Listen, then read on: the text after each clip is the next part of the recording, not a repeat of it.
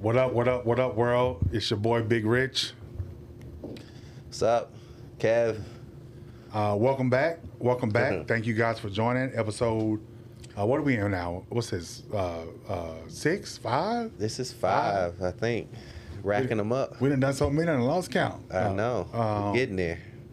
But thank you guys for joining. You know, we having fun doing this. Kev, as always, it's good to see you. Always. How you feeling? I feel good, but I realized that we might be about to have our first controversy on the podcast because I am sipping a Pepsi in the great state of Georgia. How far are we from Coca-Cola right now? This is stone's throw. Is that what they used to say? Blasphemous, but I'm gonna do it. I was about to have your ass put some tape over that because it's delicious. Drinking that cough syrup. It's not Coke. Okay, and this is like, I don't know if it's in the broader South, but like Pepsi is like more of an Alabama thing. The Coke thing that's y'all. That's Georgia. And also, Coke isn't good unless it's in a fountain. Other than that, it's gross. Here's about to be the second controversy. I got to stop talking because we can't get a sponsorship if I... Here's about to be the second controversy.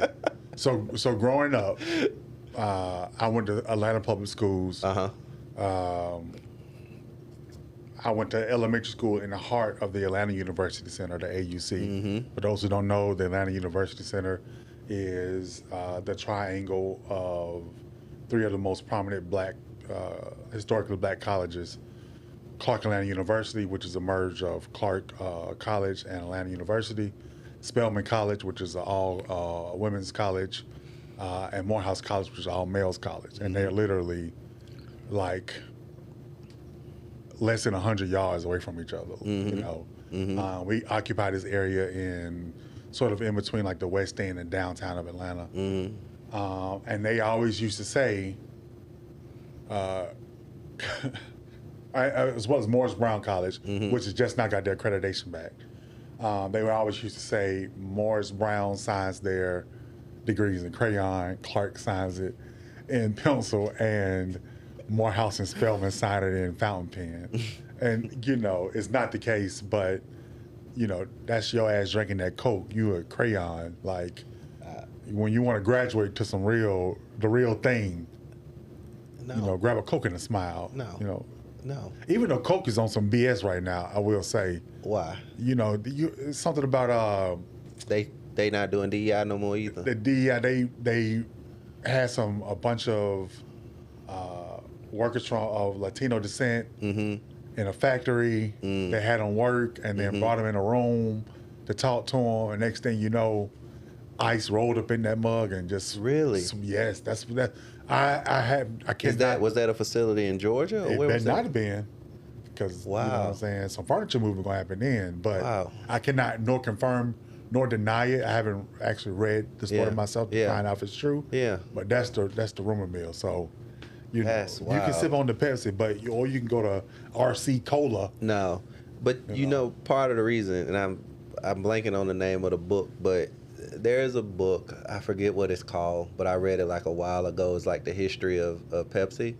Part of the reason I rock with Pepsi too is because part of the reason they exist is like obviously Coke was everywhere and still is everywhere, but to get market share, they hired a lot of African Americans because at first that was the only market you could really go to. Coke wasn't really messing with us in the same way, not just in terms of the product itself, but in terms of the actual business and economics behind the product. So when it comes to giving African Americans access and different things like that, Pepsi was like way ahead of the game than Coke. Now I'm sure Coke is fine now.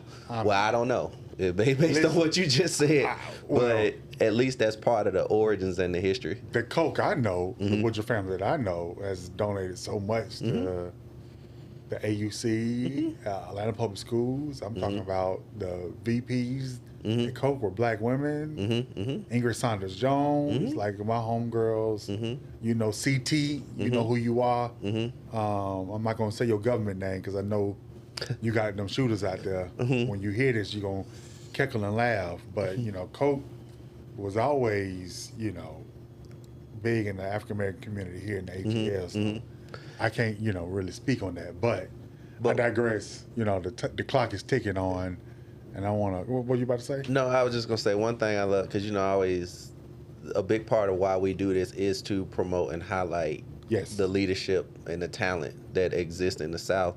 And I mean, Coke is an example of that. Coke is a global brand that is headquartered in the South. Yes. You know what I mean? In the South, has Southern, you know, sensibilities with like how they, you know, like you just mentioned, like all these folks who have opportunity right now, right? Because of this global brand. And it's just another example that like these things do happen in the South. We do get the global economy. We do build iconic brands. So, you know, as I say pretty much in every episode, like look to the South. Pay attention to what we're doing down here. Yeah. But, you know, I want to hop into sort of, you know, our episodes have been talking about, you know, our careers. They've been talking about sort of what we've seen, strategy. We've talked about the history, kind of touched on some races, the outcomes of races, what we've done. But today is a special day. Yes. It is the day we have our first guest in studio with us. And I'm glad that this person is our first guest. Yeah. It's a mutual friend of ours, but he has come to be a brother of mine, and not just a friend. So it's near and dear to me. If you can't tell by the shirt, you know, I'm rocking it, I'm donning it for a reason. You know, this brother has a inspiring story. He has an outgoing personality, budding spirit, got great things going. I could talk about his record. He is my legal counsel, so anything that I say, it's privileged. Attorney-client privilege. Attorney-client privilege. So he's a badass. So for all my enemies out there, I'm looking right at the camera. You know, I got the shooter.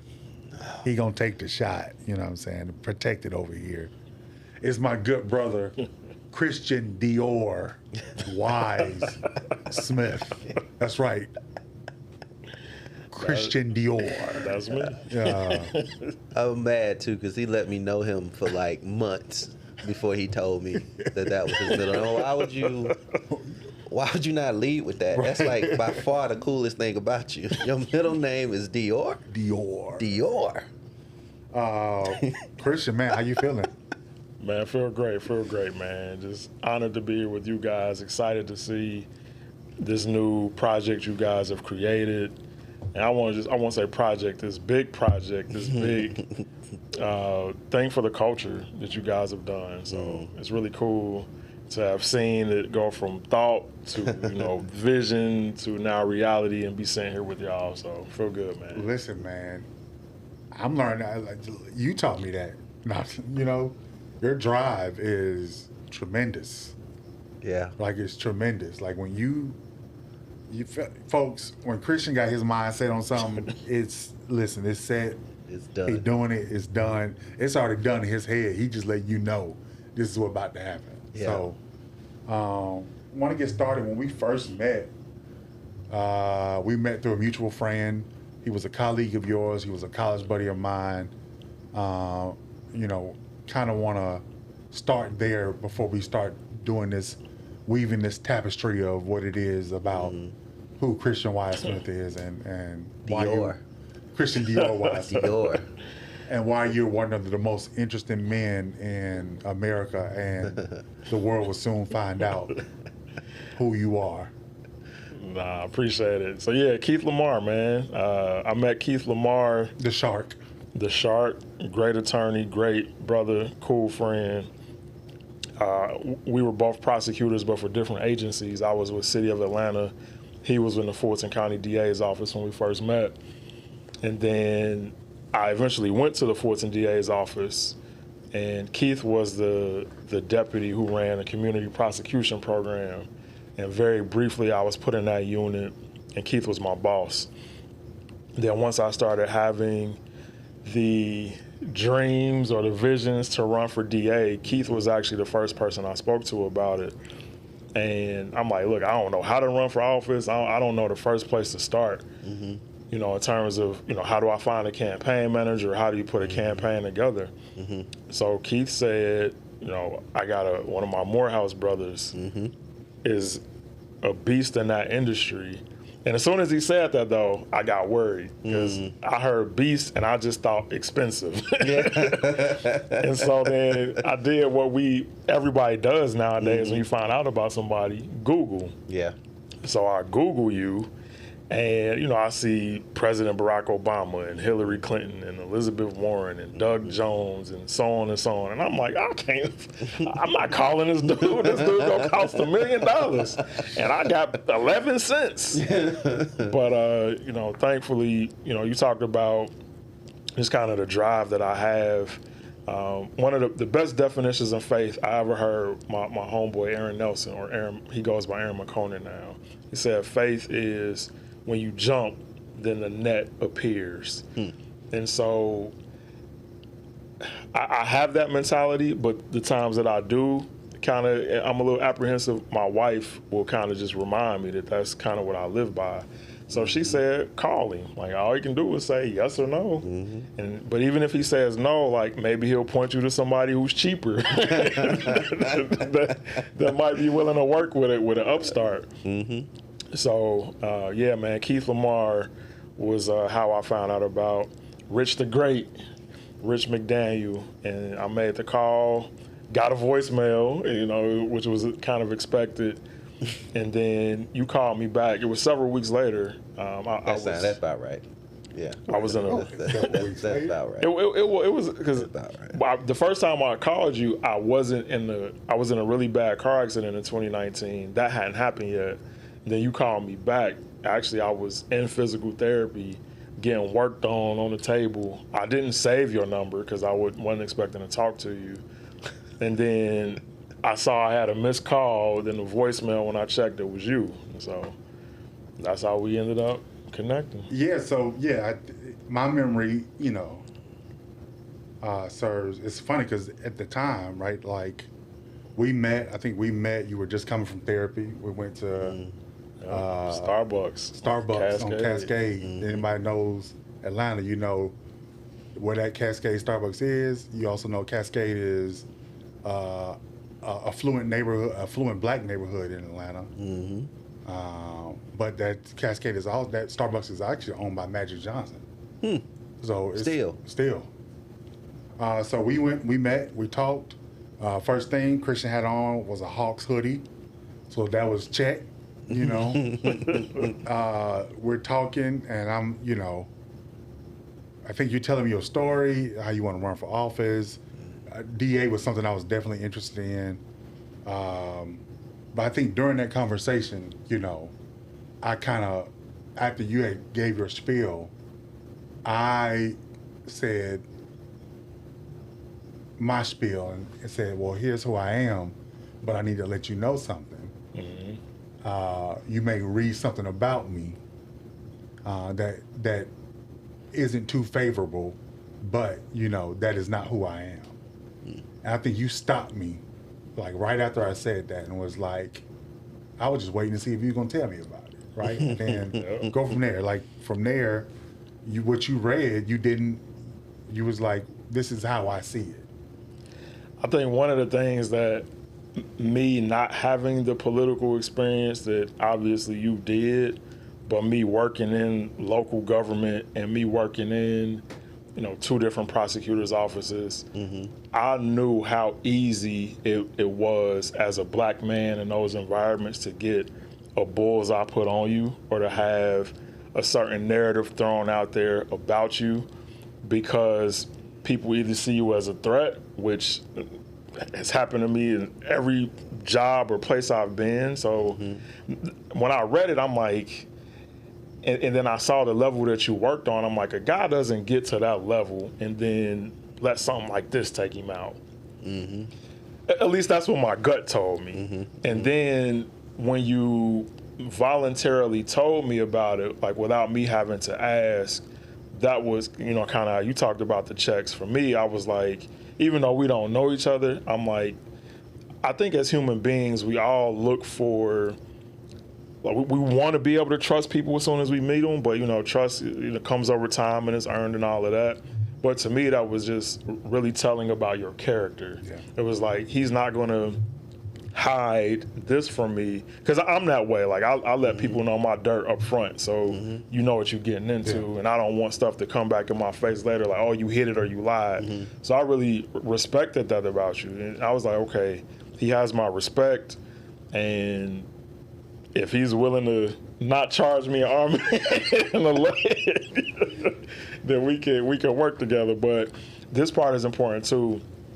You didn't say it then in that moment. I think you probably knew. I didn't know.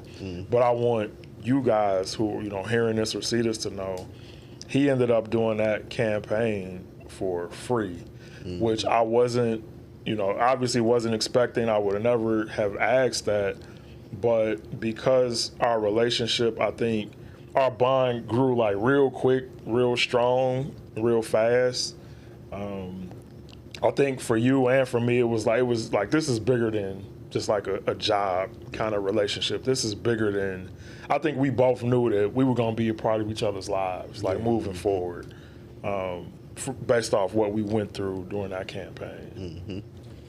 So, yeah, man. So from there, I think we launched your first campaign for Fulton County District Attorney, and sort of definitely brought Kevin in on sort of that, because Kevin being the person that he is in terms of messaging and communications, we learned about who you were and delved a little deeper in terms of peeling back that onion layer on who you are, and man, your story is just, what would you say, Kevin? It's riveting, and he has another project that I think he'll talk about today too. But given his life story, the project that he's working on now makes a lot of sense. But it's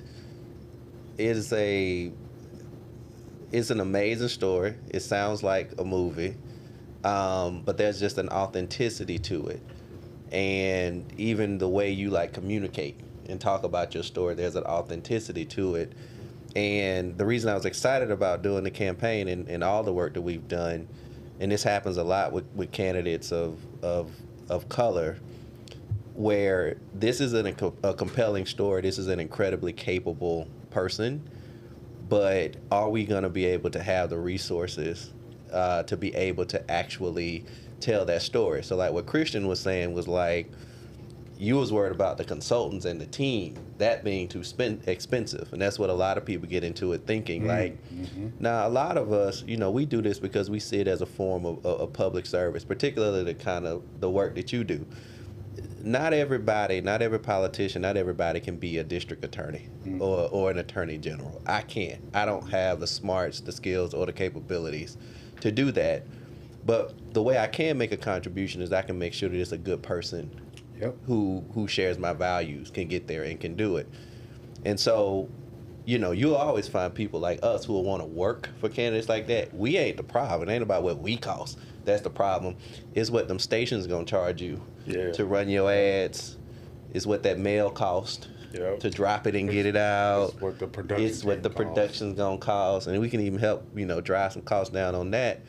But volunteers. But the story itself was powerful. It was transformative, and it was a story that I think needed to be listened to, and it tapped into a source of talent that I think we have here in the South that needs to be elevated more. And particularly as we're sort of in this moment now, where everybody's losing their mind trying to figure out how we bring black men back into the party.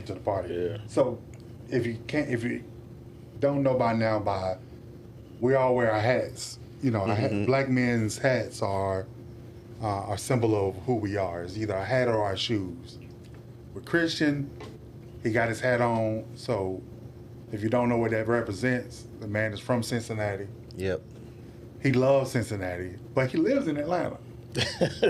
Why is that, Christian? Yeah, how you get here? I think that God really blessed me with giving me two hometowns in Cincinnati, where I'm born and raised. I think a lot of the values and the character that I have come from that, and just the struggle of growing up in a place like that.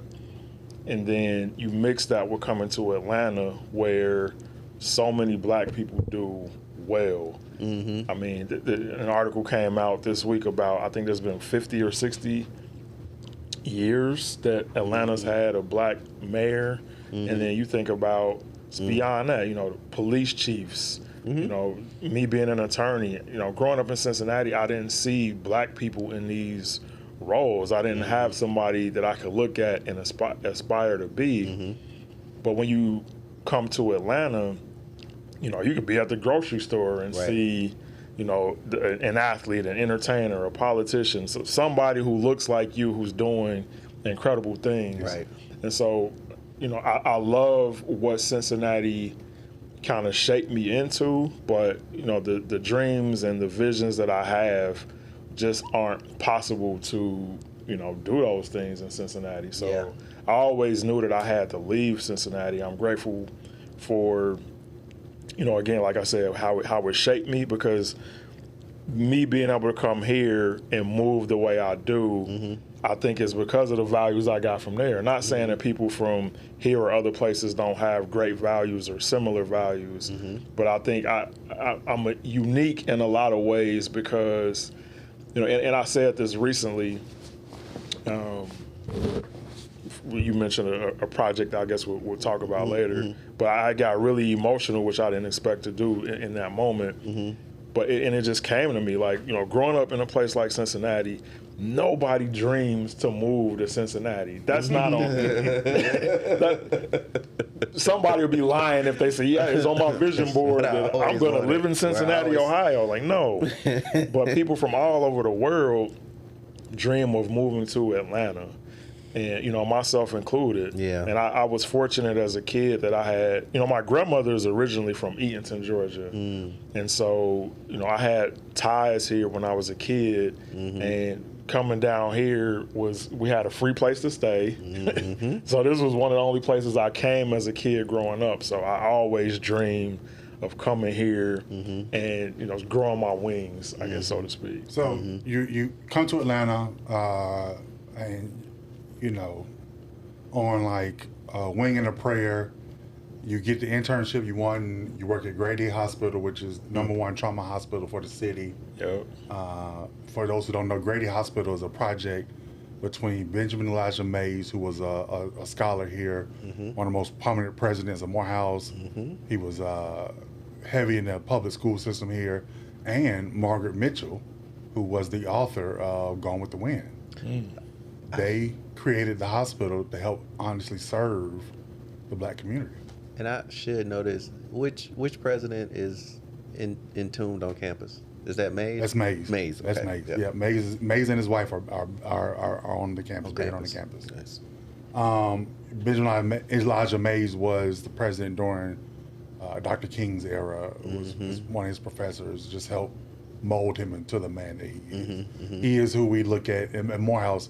He is who we look at as sort of our North Star in terms of the path of being a scholar, being a servant to the community. So that's, you know, he also just holds heavy enshrinement in Atlanta as a whole, especially from coming from Morehouse to the Atlanta public school system and what he did to help mold and transform that. So shout out to Mays. But now you're working at Grady, you originally wanted to be a hospital administrator. You went to law school.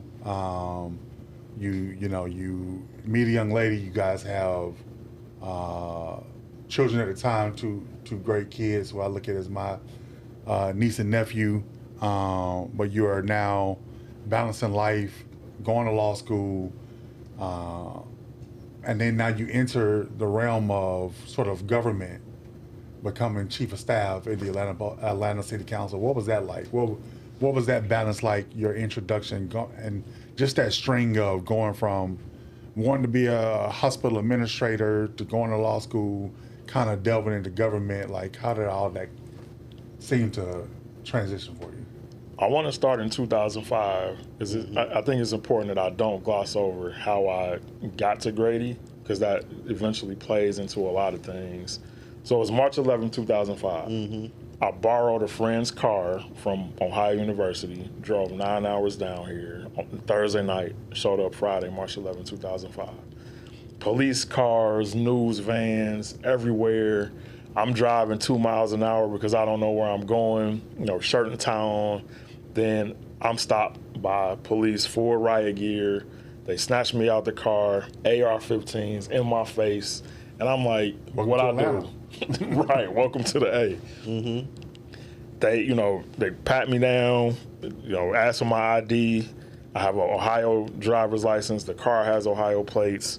And then they just tell me to get out of it. They never tell me why they stopped me, why they put guns in my face. Yeah. And I eventually found out that Brian Nichols had just killed judge, court reporter, bailiff. Wow. They had brought the victims to Grady. Then there was a manhunt for him, and I guess I fit the description. And so, being that you're both black. Right. Right. Okay. I mean, wait, wasn't Brian Nichols like 5'11"? I don't, to this day, I don't know what the brother looks like, but I don't think he looks like me.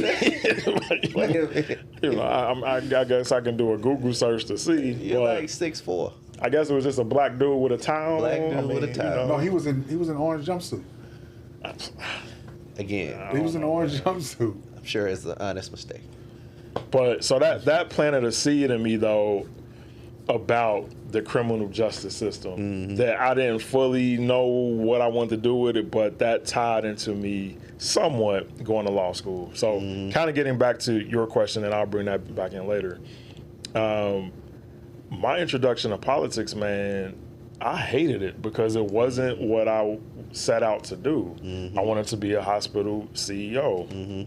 My undergrad degree is healthcare administration. I have a master's in healthcare management. I looked at law school as like the icing on the cake to help separate myself or fast tracking me on a CEO track in the healthcare arena.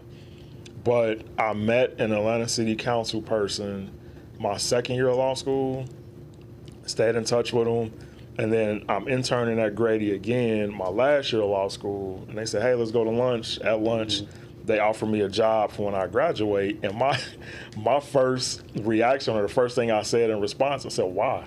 And they were like, I think you do a great job. You have a great personality, but I'm like, and I didn't say no. I wanted to say no, but I'm like, well, can I think about it and get back to you? So I went back to Grady, to their general counsel, and said, hey, man, I just got offered a job in Atlanta City Council, but I really want to work here. And he said, hey, man, look, I don't have the funds to hire you, but you taking a job working in local government, if you can navigate those waters, then you can take that experience and you can go anywhere.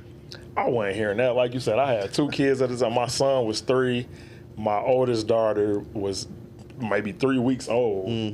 So I needed a job. And, I started August 15th, 2011. I was fortunate to have a job as soon as I finished school. And I hated it, man. It just it didn't make sense. And I think we all have preconceived notions about everything, like what we think things are going to be like. And me not knowing anything about politics at that time, I thought I was going to walk into the Atlanta City Council and it would be this environment like we are the Atlanta City Council. No, it was every council person for themselves. They only cared about themselves, their staff, their constituents, their district, and it was a war against everybody else. And I'm like, so this is why people hate government and politics. And then the council person that I worked for was also very difficult, and I'm being nice putting it that way. And I remember being there and meeting folks, and they would say, oh, what's your name? Oh, wait a minute, who do you work for? I don't need to know your name. You're not going to be here longer than 2 weeks. They fire people all the time. People quit. And I ended up being there for 2 years. And I want to give a shout out to Forrest Webb. He eventually became the clerk, the municipal clerk for the city of Atlanta. I'm coming out of law school and just wanted to create this image or this name or reputation for myself. So I wore suits to work every day. And I remember I'd been there maybe about a month, and I was struggling. And he pulled me to the side and he said, "Man, look, I just want you to know what you're doing is not going unnoticed. Like, you come in here with a suit and tie on every day. You come in and speak to everybody every day and say hello." He was like, those little things, he was like, "Trust me, man, people are noticing and people appreciate and people respect it about you." And so that kind of like helped just give me some confirmation that even though I don't know this environment, that if I'm just myself and, I do things the way that it got me to that point and making it through all my other struggles in life, that I would be all right. I think that's something that, black men need to talk more about, right? Like the need to hear those words of affirmation, like what I'm doing is helping, is working, like, right? Like how you said it, right? Like that is what you needed to just give you that spark to say, okay, and we don't hear it enough, right? Like just confirming, hey, black man, what you're doing is not going unnoticed. Good job. Proud of you. Seeing it, hearing you. Yeah. I even, had to tell my mother, right? Like, I need to hear those things. And I'm telling her that at 39, 40, right? Like, I need you to tell me this, right? It's not, I know I'm doing good, but I also need to hear it from people that are important in my life or somebody I may respect. So you're in the council. You do that for 2 years. You learn your ropes. What is the 2 takeaways you think you learned working at Atlanta City Council? Great question. I've never been asked this question before. Number 1 is to be yourself, no matter what. Don't adapt to the environment. Meaning, I think code switching is a term that we hear a lot. Or, people end up getting caught in lies or multiple personality, whatever. Is just be comfortable in your own skin, no matter what environment you go to. There's a secondhand story that I got, but I love it, and I tell it like it's my own story. A good friend of mine now had the opportunity to play spades with Jay-Z or Hov, and one of the things that Hov told him was he lost. They lost 2 hands for a lot of money. I'm not gonna say how much, but after the first hand, he said Hov told him he knew he was gonna lose because he was too mesmerized just by being there. Yeah. But he told him, he was like, every room that you walk in, you're supposed to be there. Yeah. And I took that like he told it to me myself. And so looking back on my time in city council, I probably would have did even better than I did if I walked in every day like I'm supposed to be here. Yeah. Then the second takeaway is it's like I know a lot about how we can make politics better, but it's not enough people know who I am, and I don't have the platform to give it. And I think that part of the reason that I'm so driven and I do the work that we do, it's kind of the reason you guys do it, is because we want people to know. We don't want to keep the information for ourselves. We want people to genuinely just do better and be better. Yeah. And I think seeing just the inner workings of it that a lot of people don't know, I'm like, man, like I want to give you guys a game. Like I want you guys to know how you can go get a government contract, or why certain laws are structured the way they are, or the reason why, this person is getting an opportunity but that person isn't. I mean, politics touches everything about our lives. Exactly. Everything. This room that we're sitting in right now, somebody had to zone this to be mixed use or commercial, right? The person who voted on to zone it that was elected in the office. Yep. That's politics. These microphones, right? They had to go through some process with the materials in them that ended up getting a finished product that we have. And those products were regulated by somebody who was voting. Stuff like that most people think, oh, politics don't matter. And myself included. Like I said, I didn't care about it, didn't know about politics before I took that job. But I want people to understand how it really impacts our lives and how serious it is. So then you don't wind up with somebody in the Oval Office like we have now, and you start seeing all of these things get cut and taken away and slashed, and people are like, well, why? Well, because you didn't go vote or you didn't care to vote. Things like that, man. Yeah. So now we are 2 years, you spent 2 years serving the city, and now it's time to put that law degree to work, because like you said, you got 2 kids, and they growing. Little Christian, he can eat. He ain't little Christian no more. So now you go over to the city solicitor's office, which is so break it down. Break down the city solicitor versus the district attorney, right? What is the difference in that? So the way Georgia is structured, I'll just keep it with Atlanta. So you have the Atlanta City Solicitor's Office, who prosecutes all traffic violations in the city of Atlanta. Up to DUI is the most severe. They prosecute the code enforcement violations, overgrown grass, vacant buildings, things like that. Any misdemeanor offense that happens in the city of Atlanta, whether it be disorderly conduct, possession of marijuana less than an ounce, all of those cases, if it's an arrest or stop by Atlanta Police Department, they usually generally come to us first. But then if it's a high and elevated misdemeanor, like vehicular homicide, that will go to the county solicitor's office. Or if it's a DUI that starts in city of Atlanta, but and you can have a trial in city of Atlanta, but it's a bench trial where, both sides, argue, the judge says guilty or not. But then if you want a jury trial, that has to go to the county solicitor. Yeah. But then and let me break down too, a misdemeanor is anything punishable by 12 months in jail or less. Oh my God. And then once you hit the felony level, everything that probably first comes to mind, right? Murder, rape, armed robbery, kidnapping. Yep. Those things are punishable by a year up to death. Those go to the county district attorney, who only handle the felony cases. So I was in city of Atlanta municipal court for 5 years. Then I skipped that county level, misdemeanor level, went to the DA's office for about a year and a half, almost 2 years.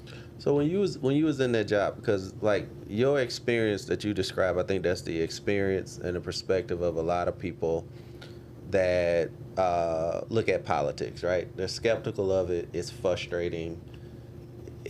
Change can be slow.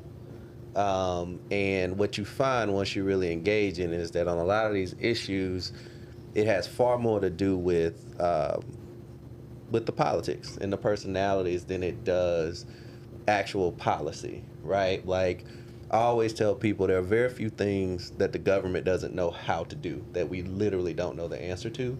If it hasn't happened yet, it's because just the politics hasn't lined up. But just about any problem, any challenge that you can think of is solvable, and we know what the solution is. It's just the politics. It's getting the politics right. And so you were a person that was skeptical, but then you go into a role like solicitor, and of the people who are skeptical about politics, that's one of those positions that they also hate the most. So you completely just flip from being like this skeptical person to holding a position that people are the most skeptical about. So how did you deal with, quite frankly, being questioned and in some cases judged by like your own community, and you're like, no, I got street cred. I used to talk about these people too, but now you one of them. Nah, great question. I love it, man. And I had those exact same hesitations. And when I was offered the job, first I'm like, I think this is taking me further away from what my goal was. I'm like, how does me being a prosecutor help me get into a hospital? Right. Then I spoke to one of my mentors at the time who said, learning how to move in a courtroom and public speaking and just the experience of having trials, those are tools that will transfer anywhere. Yep. So, and he gave me an example about it. There was a CEO of Delta, I believe it was Rich Anderson, had took a job, not a similar job, but some job that didn't seem like it would work, but then helped him become the CEO of Delta. Then I called my cousin, Marcus Walden. He's a rapper, goes by the name Lantana. And he served 4 years in prison from age 19 to 23. So I say, hey, cuz, man, I got offered this job as a prosecutor. You know, what you think? You know, what's everybody back home gonna think? What the hood gonna think? You know, because in my family, we know the courtroom, but we know it from the defense table. Mark. You know, from my mom, my grandmother. I got an uncle serving life. I mean, I can go down the line of like just how familiar my family is with the justices. But he said, cuz, take the job. He said, you will understand what people are going through in there, and you will be able to help people in ways that most prosecutors won't even care about or know about, because what people don't realize is that, yeah, the defense lawyers, they make the money because they can charge people an arm and a leg, but really they professional beggars. It's the prosecutor who has all the power. And so you'll have these cards where if you use them right, you can really make some change. This is a convicted felon telling me this, right? And so I took the job, man, and sure enough, my first year, 2013, I get this 17-year-old kid who looks like me. He's from Tennessee. But, you know, all hoods are the same, no matter what city you're from. But I could tell that there was something more to this kid. Like, I could tell that he wanted to be more than where he was from. Just in a conversation between him and his mom was there too. And I said, hey, man, where you want to be in 10 years? He said, the NFL. I'm like, bro, I get it. Like, we from the hood. That's we're kind of conditioned to only think we can only be successful if we're entertainers or athletes. Right. But I'm like, you know, give me something real. Like, what would your degree be in? He said, oh, you know, communications or journalism. So thankfully, a couple weeks before that, Judge Crystal Gaines, I love her like she's my auntie. A black woman judge. She was the first judge I practiced before, and she was really pro-black. She was, as most judges start off as prosecutors, she got to the bench, she was a public defender, so her mentality was a little different. And she pulled me to the side one day, because there was a lot of dysfunction in my office, and properly trained, what's that? You know, job manual, what's that? I'm figuring this out on my own. And she said, look, man, you have a lot of power as a prosecutor, where you even have the power to create your own diversion program for people, as long as it falls like within parameters of the law. And so I'm so thankful she planted that in me a few weeks before, because now I'm here with this kid, and I go before her, and it just came to me. I said, Judge, we're going to call this CSI, Christian Smith Intervention. He's going to raise his GPA. He's going to do some community service. He's going to take some classes. He's going to do all these things. I'm going to bring him back in 30, 60, 90 days. And then if everything is good, I'm going to throw his case out. And she, you know, she was good at playing like the good cop, bad cop. Like if I was helping give somebody a chance, and she would kind of come down a little tough, so they understood that this wasn't normal, what I was recommending, and then what she was going for as a judge. So the kid did everything, man. And a year later, I know I'm kind of taking over the interview. No. I'm just gonna say like damn backroom deals. but it's needed. But what he's saying, and I want folks to hear what the ultimate outcome was. But like, that's one of the examples of why the work matters and why representation matters. Because so much of this really does just come down to who's in the room, right? Exactly. And when you get to even to the national level, right? It's the same way there, right? Even at the presidential level. And what you really see at the presidential level is it's not just who the president is, but who works for the president, right? And who's in the cabinet, and and who's the assistant secretaries. Like, all of those people have wide discretion over a lot of stuff that never even make it up to the president. But this is an issue. This is being elevated because of the types of people that president, that mayor, that governor puts around them in their cabinet. And because a lot of times a lot of this stuff gets done this way, it is those side conversations like that. It's just about the people in the room, what they decided, and that becomes, well, what we're going to do. That's it. Right? Yep. All right, so what happened with this young man? So after I made that deal with the judge, my immediate supervising attorney, a black woman, she threatened to fire me. She said that we are not social services. We are prosecutors. Our job is to get convictions and to bring fine money in to the city. Oh, I said, are you kidding me? Like, this kid now has the opportunity to change his life. And what a lot of people don't know, a drug conviction, one of his charges was marijuana less than an ounce. And at 17, a conviction of that, he wouldn't have been able to get financial aid for college. That's right. You know, when people run your background checks, there's certain loans you can't get, or apartments won't rent to you. That can really be really detrimental to your life. There's so many black people struggle from the war on drugs and petty convictions like that that's impacting them 20, 30, 40 years down the road. I said, we got an opportunity. This kid, he might go to college. He might or at least get his high school diploma. Yep. So anyway, man, after getting through just that kind of red tape and a back and forth of, I'm like, if you're going to fire me, cool. Like, I'm going to sleep good at night. Because I stood on what I believe in and protecting my bar license versus, this nonsense you're talking about. And a year later, man, the kid's mom sent me an email.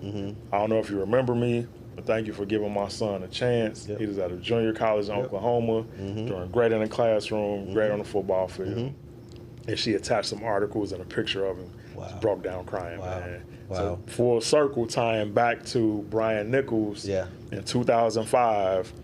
In that moment, I knew that I would eventually go to law school and do something with criminal justice.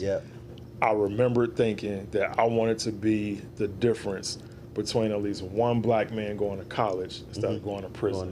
And when I read that email, that's why the tears flowed out. And so you kind of fast forward, and longer story shorter, he transferred to Tennessee. Started for them for 2 years. My kids and I went to 4 of his games. And in 2018, I went to his graduation, man. Justin Xavier Martin saw him walk across the stage, get his college degree. He ended up signing with the Kansas City Chiefs. He accomplished his dream. And so when you just think about like how you can play such a small role in somebody's life, but that small thing you do helps them accomplish something so big, like making it to the NFL. And like you said, like if he would have got any other prosecutor, maybe in a country, maybe he doesn't get that deal, and the outcome of his life is totally different. Very different story. And what I hope people hear from that is, like we just said, it matters who's in the room. But I hope what they also hear is that you were just a dude. You're just a guy who just decided to get involved, right? To follow a passion, you didn't try to show up to the work and be something else. You showed up to the work as you are and who you are with your values, and you just sought to make a difference. And that's what I hope more people decide to do when they think about politics and they think about government, they think about whether or not they should engage in this process. Like, we need more people to engage, to show up as they are, to bring themselves to it, because the democracy that we have is only as good as the people who participate in it, right? And so if you sort of disengage and pull back and don't do it, you are ceding democracy and government that decides so much about your life to people who may have values completely counter to yours, right? And so I hope people hear this and kind of take away from it. Find a way to be involved. You don't have to be involved the way I'm involved, or Richard is involved, or the way that you did it, quite frankly. But find a way to be involved, because again, the democracy is only as good as the people who participate in it. And we are still in a very, very sad place. Like I always tell Richard, we're in a very sad place when the winner of every election, right, is the people that didn't vote. That number, that didn't vote number, is larger. That's the difference. That's the biggest number. We talk about Democratic turnout, Republican turnout. The bigger number, almost always, is people who were registered or unregistered, eligible to vote, and just didn't do anything. Just didn't do a damn thing. So, I realize our time is running over. This is, a very intriguing episode, and there's more to Brother Christian's story that we need to tell, and that we are going to tell. So you guys are going to have to tune in to the part 2 of what we're calling Wise Up. In more ways than one. Yeah. And for those who don't know, he goes on and he does attempt to run for office for Fulton County District Attorney during the year of COVID. That was the first campaign. Really quickly, we're not going to delve into it, but your takeaway from that, so that could be a seed for folks to come back to another episode and hear the rest of the story. Couple big takeaways from that, man. That was my favorite campaign that I've done. It was the first one, and it was purely heart and soul. It felt like it was us against the world. I was 36, and everybody's like, who is this young dude think he is? We had all of these people trying to get us to drop out of the race, all of these people threatening to, not support us.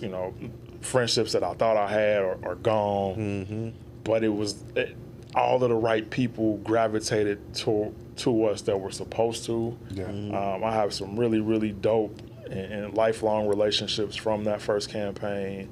And the biggest thing that I took away is, just like Kev just said, it was okay for me to be who I am and campaign in that race. I mean, because it was COVID and Zoom, we did some campaign ads where I'm wearing a T-shirt that says Black Owned, and you can see my tattoos, and I'm talking to, rap artists about, shout out to Parlay from Franchise Boys and Shaka Zulu with DTP.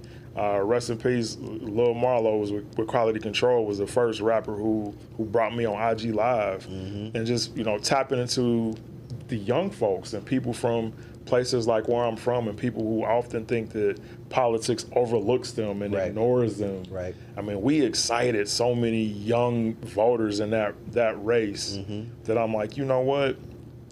People need to see that it's okay to be yourself and run for office. Yeah. Because if you don't have that representation, we'll continue to get the same kind of people we always get, and wonder why changes don't get made for us. Well, because it's nobody from where we're from in those seats. So yeah, that race will always be special for me. One, because it brought us together, and I want folks to know too that, and I mentioned that Rich did things for free. Kev did too. In every campaign it's 3 now. These brothers have never charged me a dime, and these brothers have both worked on the presidential level, and I think that is to be celebrated. And I want the world to know that about you guys. And that's what's really cool about this podcast is y'all kind of giving people like the inside view on it, because people just like, you guys have literally, both of y'all have sat with presidents. Most people can't say that.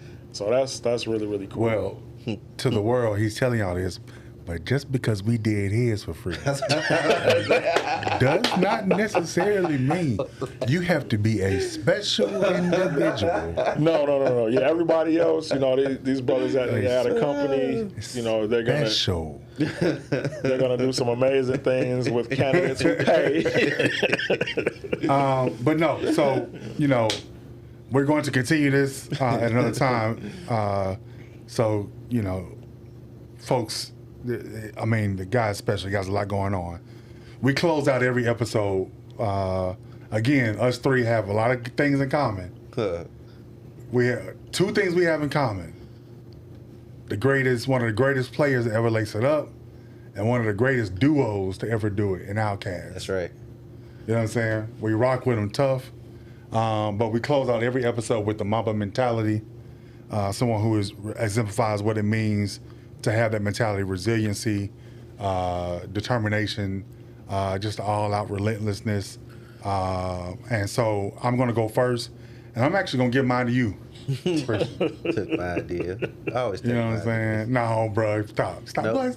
Just because I'm a Morehouse man. But I'm going to give mine to you, Christian. Thank you. You exemplified to the highest of the highest-ivity, is what I had a teacher used to say.